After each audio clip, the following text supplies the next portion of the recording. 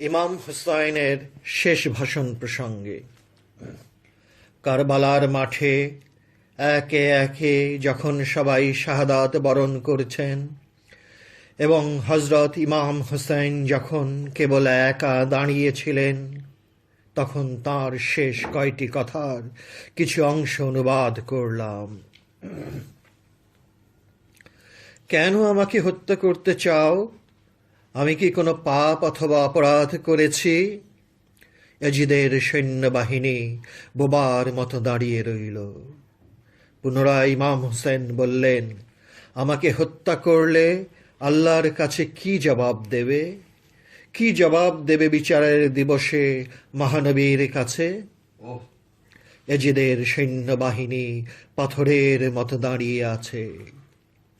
আবার ইমাম হুসাইন বললেন, হাল মিন নাসরিন ইয়ানসুরুনা, আমাদের সাহায্য করার মতো কি তোমাদের মধ্যে একজনও নাই?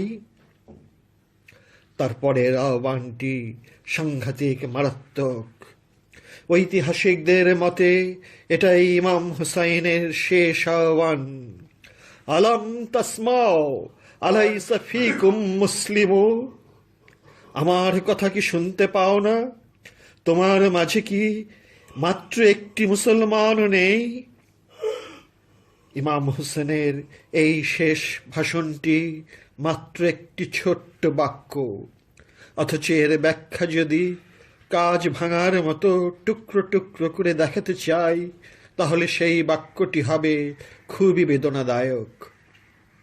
তাই বেশি কথা না বলে শেষ বাক্যটির সামান্য ব্যাখ্যা দিয়েই শেষ করতে চাই। খাজা বাবা যেমন বলেছেন, ইমাম হুসেন আসল এবং নকলের ভাগটি পরিষ্কার করে দেখিয়ে গেলেন, সেরকমই অর্থ বহন করছে ইমাম হুসেনের শেষ ভাষণটিতে। কারণ এজিদের সৈন্যবাহিনীতে একজন হিন্দু, বৌদ্ধ, খ্রিস্টান অথবা অন্য কোনো ধর্মের কেউ ছিল না, সবাই ছিল মুসলমান। অথচ কি সাংঘাতিক এবং ভয়ঙ্কর ভাষণ! তোমাদের মাঝে কি একটি মুসলমানও নেই? এজিদের সৈন্যবাহিনীর সবাই মুসলমান, এটা অধম লেখকের কথা নয়, বরং যে কোনো বিজ্ঞ আলেমকে প্রশ্ন করে দেখুন।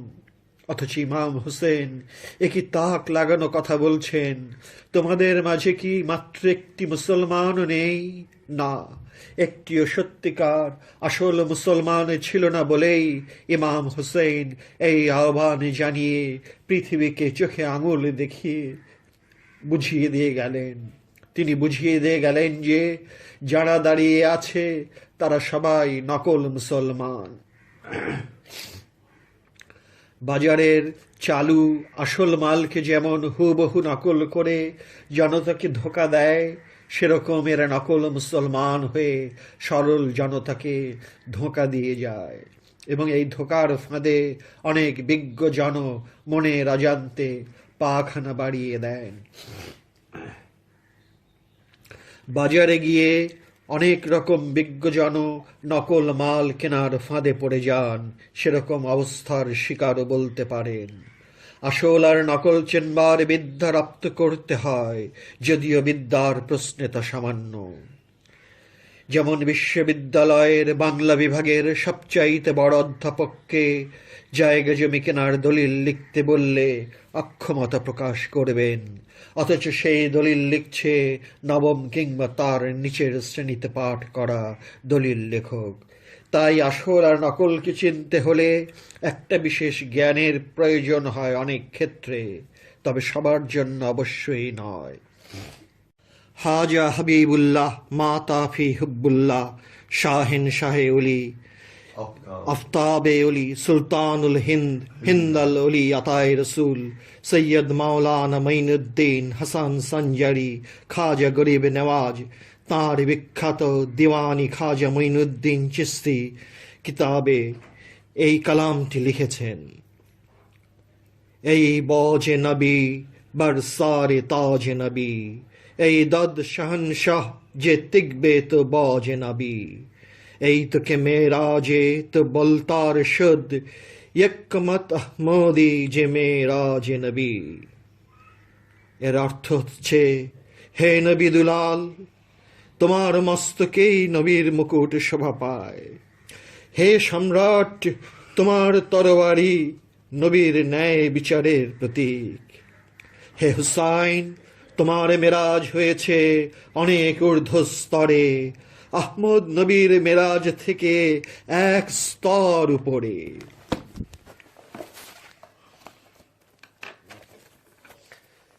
এখন মূল বিষয়টির দিকে আমরা ফিরে আসছি। সেই মূল বিষয়টি হলো, হযরত ওয়াইস করণী কিন্তু মহানবীকে কোনো প্রকার সাহায্য সহযোগিতা করাতে দূরে থাক, জীবনে একবার জাহিরি চোখে দেখার ভাগ্যও হয়নি। তাই তাকে সাহাবার খেতাব হতে বাদ দেওয়া হয়। অথচ কোনো কারণ নেই, কোনো যুক্তি নেই, কোনো প্রশ্ন আর সংশয়ের দোলা নেই। কেবলমাত্র মহানবীর প্রতি ভালোবাসার দরুন তিনি একে একে সব কটি দাঁত পাথরের আঘাতে ভেঙে ফেললেন। কেন ভাঙলেন? এই প্রশ্নের উত্তর খোঁজা বৃথা।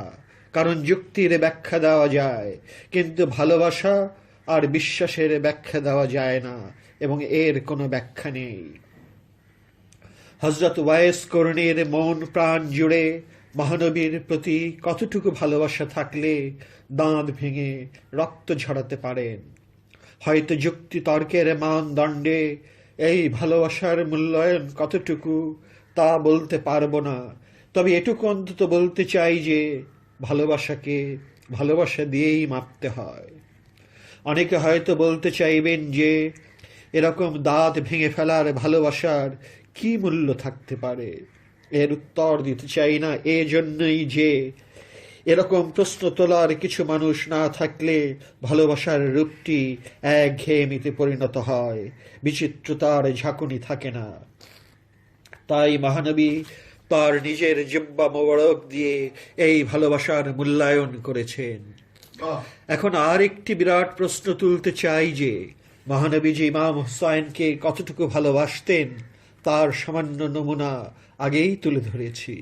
তবু একটি কথা আবার মনে করিয়ে দিতে চাই যে মহানবী বলেছেন যে বেহেশতের দুইজন সর্দার হলেন হাসান এবং হুসাইন, এবং তিনি অন্য আরেকটি হাদিসে বলেছেন যে হুসাইনকে যারা ভালোবাসে তারা হুসাইনের সঙ্গে থাকবে তথা বেহেশতে থাকবে। এখন একটি প্রশ্ন আসতে পারে, তা হলো ইমাম হুসাইনের কারবালার মাঠে সবচেয়ে বেদনাদায়ক শাহাদাত বরণের শোকে ইমাম হোসেনের জন্য শোকের মাতম তুলে বুক চাপড়িয়ে ছোট ছোট চাকুর ছড়া দিয়ে পিঠে আঘাত করে হায় হুসেন হায় হুসেন বলে রক্ত ঝরায়, তাহলে ইমাম হোসেন এই ভালোবাসার জন্য কি কিছুই দেবেন না? কারণ নিরেট ভালোবাসা এবং এই ভালোবাসার ব্যাখ্যা ও যুক্তি উভয়ই সম্পূর্ণরূপে বেকার। ইমাম হোসেনের ভালোবাসায় কেউ মাতম না করলেও বলার কিছু থাকে না, কারণ এটা ব্যক্তিগত ব্যাপার। তাছাড়া ভালোবাসা তৈরি করা যায় না। আর যারা ইমাম হোসেনের ভালোবাসায় মাতম করে, রক্ত ঝরায়, তাদেরকেও বলার কিছু থাকে না। কারণ যুক্তি ও ব্যাখ্যার যেখানে কবর বা শেষ, ভালোবাসা সেখান থেকেই আরম্ভ হয়। এটা হৃদয় দিয়ে বুঝতে হয়, মাথা দিয়ে নয়। যুগে যুগে সব সময় এই মর্তে এক শ্রেণীর মানুষ বোঝে মাথা দিয়ে, আর এক শ্রেণী বোঝে হৃদয় দিয়ে। কাউকেই তুচ্ছ করা যায় না, কারণ এই দ্বন্দ্বিক পদ্ধতিতেই সব কিছুর রহস্য লুকিয়ে আছে। কেউ বোঝে, কেউ বোঝে না। তাই কাউকেই দোষারোপ না করে এটা যার যার তকদিরের লিখন বললেই সুন্দর মানায়।